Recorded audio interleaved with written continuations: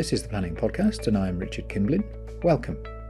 Today, we're in the third of our trio of How Did We Get Here, where in this podcast, Daniel Henderson, Planning and Environmental Barrister at No. 5 Chambers, maps out for us the costs regime in the High Court, where planning and environmental decisions are being challenged. The costs regime that's in play has a history, and if you don't get where it came from and don't understand the story behind it, then you won't be able to really position yourself in the best place so far as costs and cost protection are concerned. So it's in that way we try to help. And so I now turn to Daniel, who's going to take us from the start to the finish so we understand how best to position ourselves. Hello and good afternoon to you, Daniel. Good afternoon, Richard. Now, we are going to explore our house. However we will variously pronounce this costs regime, we're going to have a crack at the Aarhus Convention and try to elucidate for people where they're going to end up in terms of costs, as and when they're either in a judicial review or a statutory review in a planning matter. What is it that's going on in terms of who's going to be liable for costs? Absolutely. So why is all of this so significant? So it's probably important to go back to what we're actually talking about here. Aarhus costs are the costs capping regime that exists in English civil procedure as a result of the Aarhus Convention. So in very, very basic terms, as you say, if you bring a claim in judicial review or a statutory challenge, and it is put very basically, for the time being, an environmental challenge or with an environmental angle, you may be entitled to have a limit on the amount of costs that you can incur if you bring that challenge. And protective costs orders themselves are nothing new, but what's significant about the Aarhus Convention, as we'll come to see, is that it is a specific regime for environmental cases, and it recognises that certain cases, particularly in an environmental sphere, raise points that are much more important than can be quantified in costs orders, and are often brought against defendants who are very well resourced. So the reason that they're significant is because they set up a regime now in the CPR that provides a level of protection to claimants seeking to bring environmental challenges where they may not otherwise have the resources to do so. And here, of course, we're particularly interested in that part of the convention that's concerned with costs, because that is a part of access to justice. I actually sat next to Lord Wolfe on one occasion when I was chair of UKLA, and what he was really concerned about, this is the way he put it, was the little man. How does the little man get to bring an environmental case? And this is really what this part of the convention's about, isn't it? And this is why we get into protective costs. But before we had our Aarhus Convention, did anybody bother about protective costs before we had it? Well, this is the big question. And it's right to point out that this is part of a wider convention, because that becomes of importance later. We're dealing with the Aarhus Convention with a much broader legal instrument that aims to sort of throw open the doors to environmental decision-making and give people a much greater idea of the way that environmental decisions are made and give them much greater ability to access challenging them. And so the key bit that we're after, the key phrase that comes back time and time again, is to make sure they're not prohibitively expensive. That's the sort of phrase that the convention promotes. But in terms of what happened pre-Aarhus or even post-Aarhus to a degree, yes is the answer to your question. We've had protective costs orders before. They pre-existed Aarhus. They pre-existed a great number of other conventions. They've always been a part of English public law and the law of judicial review.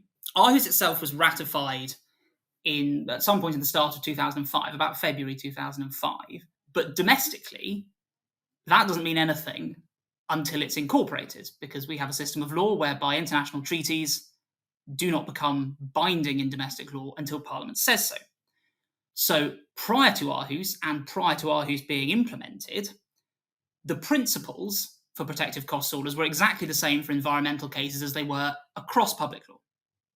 And we know that because the Court of Appeal was asked to confirm it on numerous different occasions and did so in numerous different cases. The dicta that's often quoted is Lord Justice Waller in a case called Compton. The basic principles, though, are from a case called Corner House Research, and they were set out by Lord Phillips, who was then the Lord Chief Justice, in 2005. And without delving into the great detail of all of them, in essence, what the court looked at, is whether the case raised an issue of general public importance that public interest required the resolution of, whether the applicant had a private financial interest in the case, whether it was just and fair to make the order, and whether the applicant would probably discontinue proceedings without it. And what we saw in case law was that it was a test that was satisfied only exceptionally. And that's pretty clear from those corner house principles. They are not easy ones to satisfy.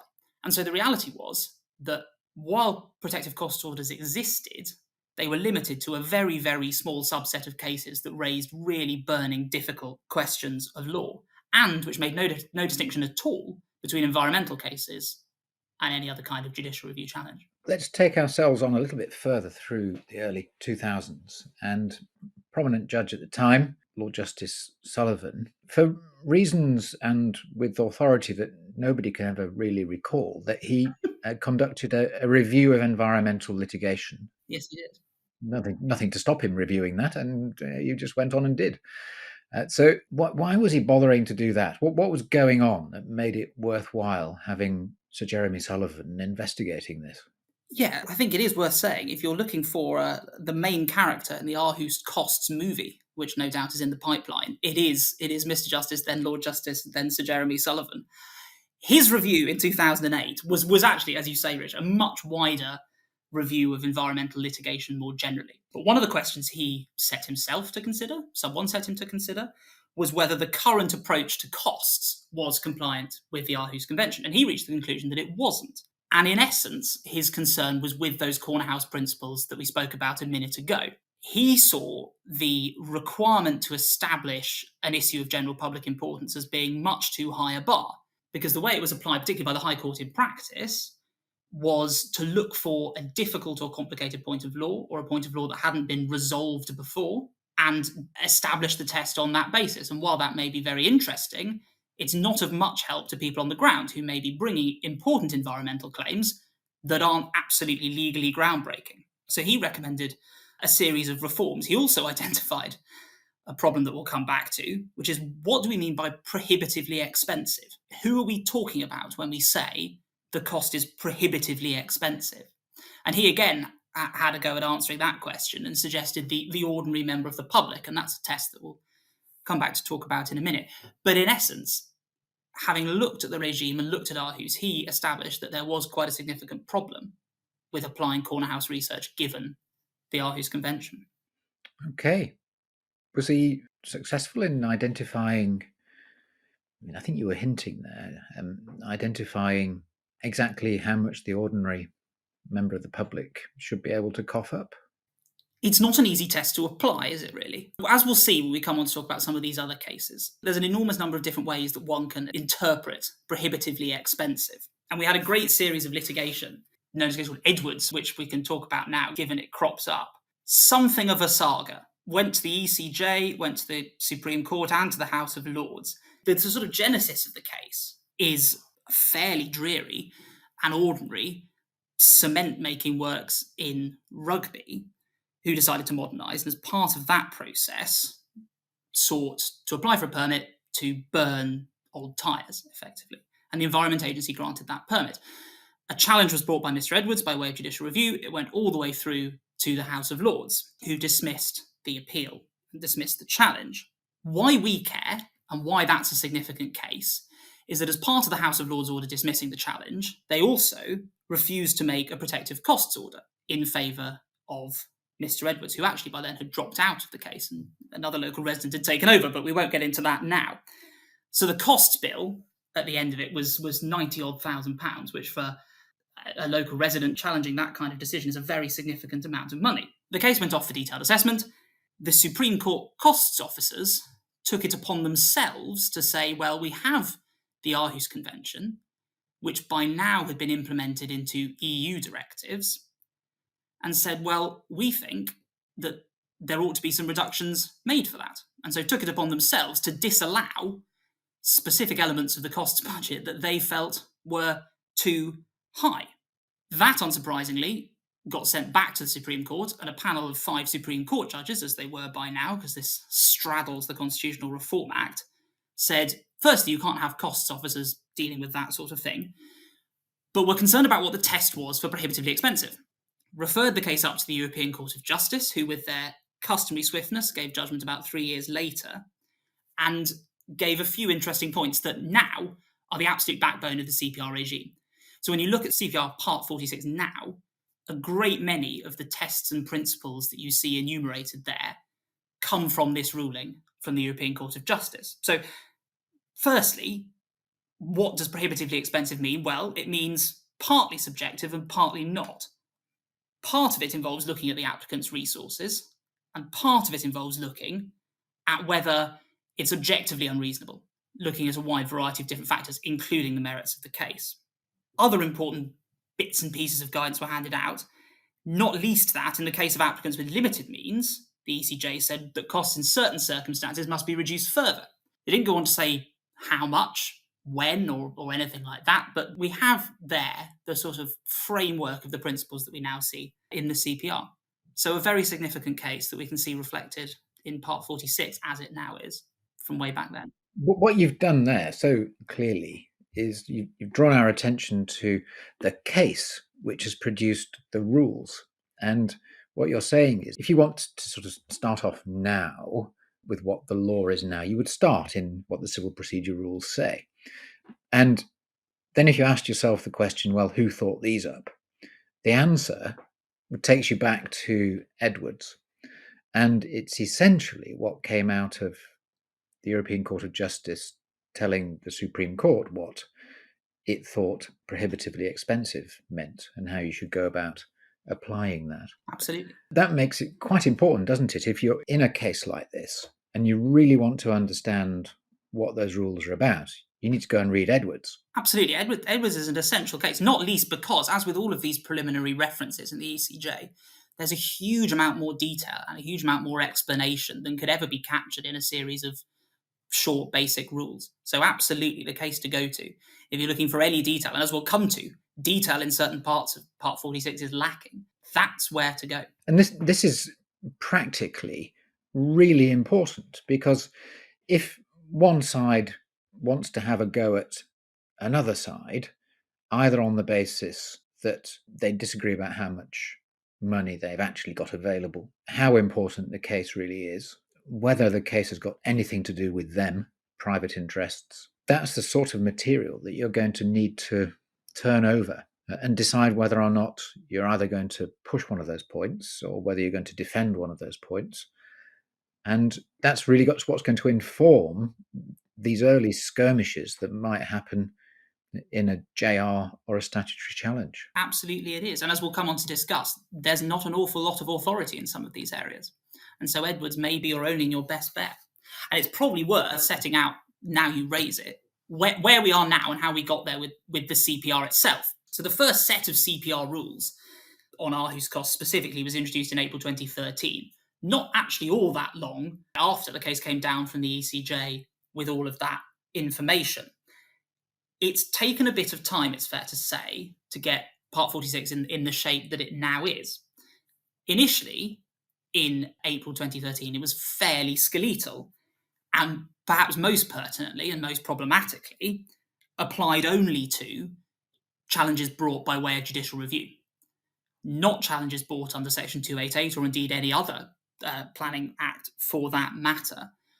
And as our listeners will be aware, that cuts out a significant majority of the cases that come before the planning court. And that was challenged in a case called Venn. And Venn is another very significant case for understanding where we are with Aarhus today. Venn was a challenge that ended up being a challenge to that slightly peculiar limitation. In very brief, Mrs. Venn was unimpressed with the Secretary of State's decision to grant on appeal permission for a single-storey dwelling in a neighbouring property. She considered it contrary to the local plan, brought a challenge, as she was required to do under Section 288 in the High Court. Before we got anywhere near the merits, Mrs. Justice Lang granted her a protective costs order. And she said, well, as far as I'm concerned, this is an environmental claim. It doesn't fall within the CPR as introduced because it's a statutory challenge, not a judicial review, but I'm going to exercise my wide-ranging powers of discretion over costs and make an order. That went up to the Court of Appeal, who said no. And here again, Lord Justice Sullivan, as he now is, back at the forefront of the Aarhus War, held that even though we now have the CPR talking about Aarhus for the first time, back in 2013, it really did only apply to judicial review. And there's a very interesting bit at the end of that judgment where Lord Justice Sullivan expressly calls for reform and expressly says, look, it's a bit weird that we only have these protections for judicial review and not for Section 288 challenges. He referred to it as I think, systemically flawed or something along those lines, which for Court of Appeal dicta is pretty strong.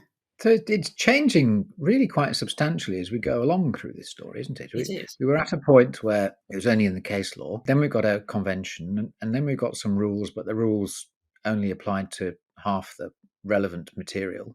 Was Lord Justice Sullivan successful in getting rid of that systematic flaw? He was indeed his second victory thus far in the story. By 2017, we had another set of amendments to the CPR, which did a number of significant things, one of which was to expand to the scope of the protections to include Section 288 challenges, and that was rounded off by some further reforms in 2019. So by 2019, we are at a position of equivalence, at least as far as scope is concerned. The other important things that were introduced in 2017 and amended thereafter were points we touched on already, but which are important. Two really important ones in terms of looking at practical application. First is that there is now, and has been ever since then, a requirement to file a schedule of assets and income if you are the claimant seeking Aarhus protection. And that's significant because in CPR 46, there is provision that if you do not, the whole regime can be disapplied from you. And that's part of what you touched on earlier, Richard, about looking into the means and the resources to some degree of people and of organisations and corporations bringing these challenges. The other significant element is applications to vary. So set now explicitly by the CPR are the standard caps. You'd often hear people referring to standard Aarhus caps, standard Aarhus costs. Those are effectively £5,000 costs if you are an individual claimant, £10,000 if you're not, so commonly if you're claiming on behalf of a business or on behalf of an organisation, and what's called the reciprocal cap, which is £35,000 for defendants. But all of those can be varied. And those applications to vary, that is where the question of prohibitively expensive now comes into play. 2017 reforms were very significant for a number of reasons, but those applications to vary have become something of a bugbear. If I wanted to go and find out about applications to vary and what my chances were of extracting more money out of a claimant, or what my prospects were of putting off some terrible defendant who's attacking me, would I be able to find some database? Rather like if I want to look at planning appeal decisions, I know where to go. I can find out what the score is. How would I get on? Safe to say you'd find it tricky, Richard. You'd find it tricky because we lack data, and more importantly, perhaps we lack authority.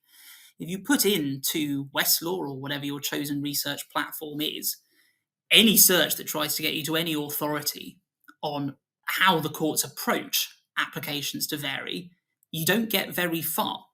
I found one case which actually had nothing to do with the principles of an application to vary and simply held that interested parties can apply to vary as well, which is a significant point, but doesn't get you very far in determining what exactly the courts are going to be looking at. The reality is that they're often very, very fact-specific, and they will often depend very significantly on the conduct of the two parties up to that point. But a dearth of authority and a dearth of statistics is a real difficulty in practice because it makes it very hard to predict what's going to happen if you do seek to make such an application. What we do know, and what can be of practical assistance, is that there is some guidance in the civil procedure rules itself, which, as we say, derives from Edwards.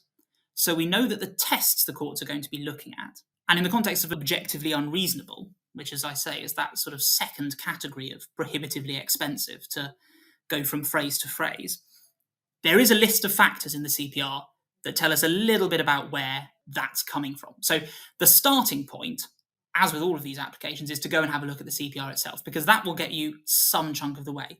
After that, the lack of authority does make life really, really tricky. I think we'd all be grateful for some kind of high court authority or someone stepping in and showing us the way forward. Of course, that material does exist because people do apply and they get a decision. But it's always on the basis of what is confidential information, because when a witness statement is put in by a claimant to explain what their means are, that material is confidential for perfectly understandable reasons. Likewise, the order, which says whether they should pay more, less, or whether it's correct to stay with the default. Absolutely. And so it's really a matter of experience, isn't it? That you only know what you know from previous experience. And that is one of the curious features. It is, and that privacy point is really the central one. In fact, when the 2017 reforms came in, there was a challenge brought to them by the RSPB, and the bit of the procedure that was found unlawful was that they were not hearings that were held in private. So exactly as you say, Richard, it is for very good reason, but does make things tricky. So where does that bring us to? Where that brings us to, there's no doubt that these Aarhus cost caps can be of enormous help to claimants seeking to bring environmental challenges. The general cost cap, that is to say the standard ones, those that apply on a standard challenge, can make an enormous difference to the average man on the street, to quote your Lord Wolfe conversation, can make an enormous difference and can mean the difference between bringing the case and not bringing the case. But there's no doubt that it's still fraught to some degree with a lack of clarity and with a not inconsiderable degree of tactics that go on behind the background. There's certainly still a level of controversy about the reciprocal cap, as it's been called. The fact that even if you are a claimant who is able to bring a challenge and win, you even then in that situation have the costs that you can claim of your legal fees limited by a reciprocal cap. So there's certainly still more to come, I think, in terms of clarity on where we stand, particularly with applications to vary. But I think the number one bit of advice to give would be start with the CPR, start with the factors in the CPR, and pay very careful attention to the facts of the individual case that you have, because these things are inevitably extremely fact specific. And it's not just fact specific in terms of the finances, which are confidential for good reason. It's also the merits of the case and a number of other factors that go into that melting pot. So start with the CPR. Those are the factors the courts are going to be looking at. But beyond that, it can be very, very fact specific indeed. That's brilliant. Thank you very much indeed, Daniel. Not at all. Until the next time. Thank you very much. We hope that you found our trio of How Did We Get Here podcasts to be helpful. If you have a thought as to what a fourth, fifth or sixth might be, let us know and we'll try to oblige. Until then, thank you very much for listening and goodbye.